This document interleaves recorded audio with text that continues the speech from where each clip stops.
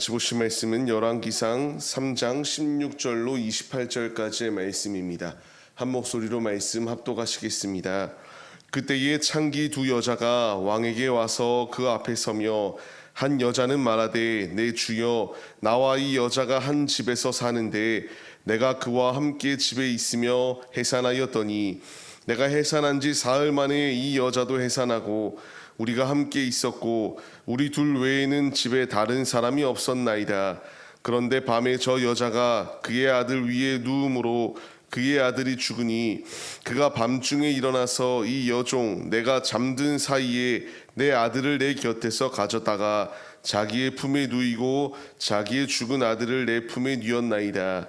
아침에 내가 내 아들을 젖먹이려고 일어나 본즉 죽었기로 내가 아침에 자세히 보니 내가 낳은 아들이 아니더이다 하매 다른 여자는 이르되 아니라 산 것은 내 아들이요 죽은 것은 내 아들이라 하고 이 여자는 이르되 아니라 죽은 것이 내 아들이요 산 것이 내 아들이라 하며 왕 앞에서 그와 같이 쟁론하는지라.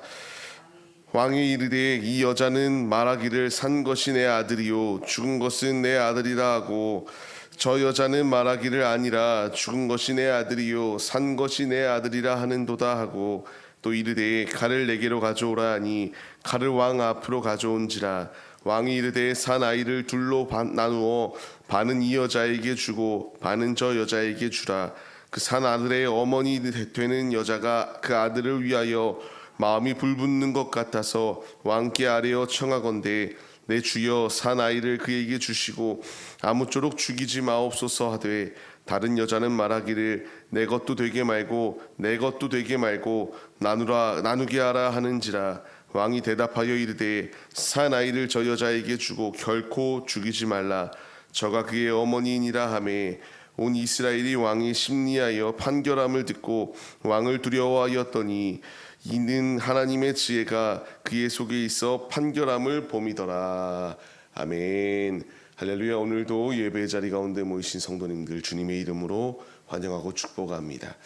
오늘 같이 나눈 말씀의 제목은 하나님의 지혜를 받은 자라는 말씀의 제목 가운데서 은혜를 나누도록 하겠습니다. 어제 말씀 가운데서 하나님이 무엇을 줄고 하실 때에 구하는 것을 주시겠다 말씀하셨던 그 주님, 솔로몬이 지혜를 구하였을 때에 하나님께서 그대로 그의 기도에 응답하셔서 그에게 지혜를 더하여 주셨던 것을 볼 수 있게 됩니다. 하나님의 지혜가 충만하면은 하나님이 원하는 뜻대로 삶을 살아갈 뿐만 아니라 세상 가운데서도 하나님의 영광을 나타내는 놀라운 도구로 쓰임을 받을 수 있습니다. 오늘 말씀은 우리가 너무나 잘 아는 솔로몬의 일화 가운데에서 중요한 말씀입니다. 그 말씀의 그 쟁점이 무엇이었는가를 보게 되면은 창기였던 두 여자가 나오게 됩니다. 이 두 여자가 있을 때에 그들이 같은 공간에서 삶을 살았었는데 이제 사흘 차이로 아이들을 낳게 됩니다. 남자아이를 낳게 되는 상황 가운데서 문제가 된 것은 그 가운데서 이들이 아들을 낳은 것, 이 아들이 누구의 아들인지를 이렇게 입증해 줄 증인들이 자신들 외에는 없었다라는 것이 문제가 되었습니다. 이런 상황 가운데서 이제 한 아이가 죽게 되고 그 아이 한 명을 두고 살아있는 아이가 나의 아이다라고 이렇게 열심을 다하여 싸웠던 것이 이 두 창기의 모습이었습니다. 이들이 서로 싸우는 가운데서 문제 해결이 되지 아니하니까 이제 재판의 자리까지 나오게 된 상황이에요. 이러한 상황 가운데서 누구의 아이인가 입증해 줄 증인도 없고 그 가운데서 서로 자신들의 의견만 있을 뿐, 이게 내 아이다라고 말하는 주장만 있을 뿐, 어느 부분 가운데서도 해결할 수 있는 방도가 없는 것이 그들의 상황이었습니다. 이러한 상황 가운데서 하나님의 지혜를 받은 솔로몬이 놀라운 은혜 가운데에 문제 해결을 하였던 것을 볼 수 있게 됩니다. 어떻게 문제를 해결하였는가? 칼을 가져오라고 하죠. 칼을 가지고 와서 이 아이를 둘로 나누어서 각각 사람들에게, 이 어미들이라고 주장하는 이들에게 반반을 나누어 줄 것을 이렇게 말하였습니다. 담대한 지혜입니다. 산 아이를 죽여라. 그리고 반반 나누어서 주어라. 이게 결코 죽이려고 하였던 의도는 아니지만 누가 진짜 어미인지를 구분짓기 위한 행동이었습니다. 하나님의 지혜를 받은 자는 담대해요. 세상의 관점으로 봤을 때에는 해결할 수 없는 것 같은 문제가 놓여 있는데, 하나님의 지혜가 충만하였던 솔로몬은 담대하게 그 문제를 슬기롭게 해결하였던 것을 볼 수 있습니다. 우리에게 필요한 건 역시 하나님의 지혜입니다. 하나님의 지혜가 있으면 담대하게, 세상 사람들은 어떻게 해결해야 될까 고민과 번민 가운데 놓여 있을 때에 하나님의 지혜를 받은 자들은 하나님께 기도하고 하나님의 뜻을 물으며 하나님이 주시는 그 지혜 가운데에서 힘차게 모든 문제와 모든 난제들을 해결할 수 있는 것을 우리가 발견할 수 있게 됩니다. 우리가 그 지혜를 사모하며 주님의 길을 걸어가야 됩니다.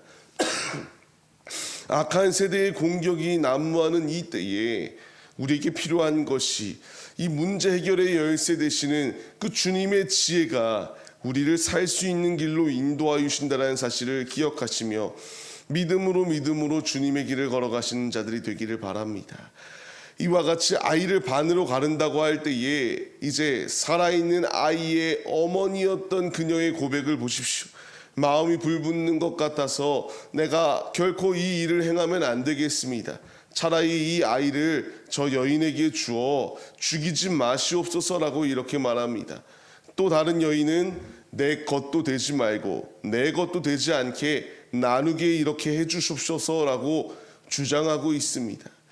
여기서 이 어머니의 마음을 우리가 깨닫게 돼요. 단순히 어머니의 마음이 아니라 더 나아가서 영적으로 우리의 아버지 되시는 주님께서 우리가 잘못된 길을 가거나 이와 같이 사단의 계교 가운데 무너질 때에 마음이 불붙는 것 같이 아파하시는 것이 우리 아버지의 마음임을 우리가 잊지 말아야 됩니다.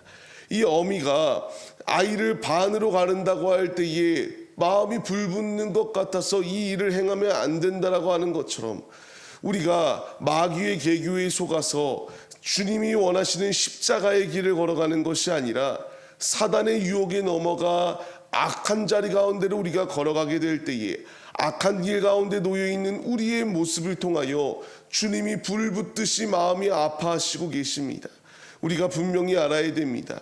죄악의 자리 가운데 거하는 것이 아니라 하나님의 지혜를 받은 자들로서 주님의 마음을 아프게 하는 것이 아닌 믿음의 길을 걸어가는 믿음의 용사들이 우리들의 모습이 되어야 마땅합니다.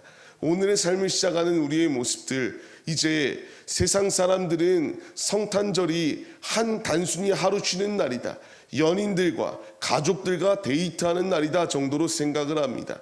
우리의 관점은 달라야 됩니다. 주님을 선택하는 길이요, 주님을 의지하여 주님의 영광을 나타내고 아기 예수가 나에게 오심은 단순히 탄생하셨다라는 것으로 끝이 아니라 우리를 구원하여 주시기 위하여 지금도 우리와 동행하여 주시기 위하여 오신 분이시다라는 것을 우리가 영접하며 주님의 마음을 아프시게 해드리는 것, 그 모든 모습을 배제하고 주님께 믿음으로 나아가는 우리의 모습이 되어야 된다는 사실을 분명하게 말씀하여 주시고 있습니다. 우리가 이 말씀에 반응하여 믿음의 길을 걸어가야 됩니다. 이와 같이 솔로몬이 담대하게 이와 같이 나누자고 할 때에 그 마음이 불붙듯이 아팠던 여인, 이 여인이 참 어미이다라고 하고 그녀에게 아이를 주었습니다. 이 재판을 보았던 이들 28절 말씀과 같이 왕을 두려워하기 시작합니다. 왜 두려워하였습니까? 하나님의 지혜가 충만하였기 때문에 그랬습니다. 우리 역시 하나님의 지혜로 충만할 때에 세상 사람들은 우리의 모습을 통하여 하나님의 살아계심을 느낄 수밖에 없습니다. 우리가 세상 사람들과 똑같이 구분되어지지 아니하는 모습으로 서는 것이 아니라 하나님의 지혜에 속하여 하나님의 지혜로 삶을 살아가게 될 때에 세상은 우리의 모습을 보고 믿음 있는 자의 모습을 보고 두려워하게 될 것이요, 하나님의 살아계심을 느낄 수밖에 없음을 분명히 보여주는 사건입니다. 오늘의 삶, 우리에게 필요한 것은 하나님의 지혜입니다. 하나님의 지혜가 우리와 함께하게 되면은 히브리서의 말씀과 같이 우리의 믿음의 모습을 보고 감당하지 못한다라고 기록하고 있지 않습니까?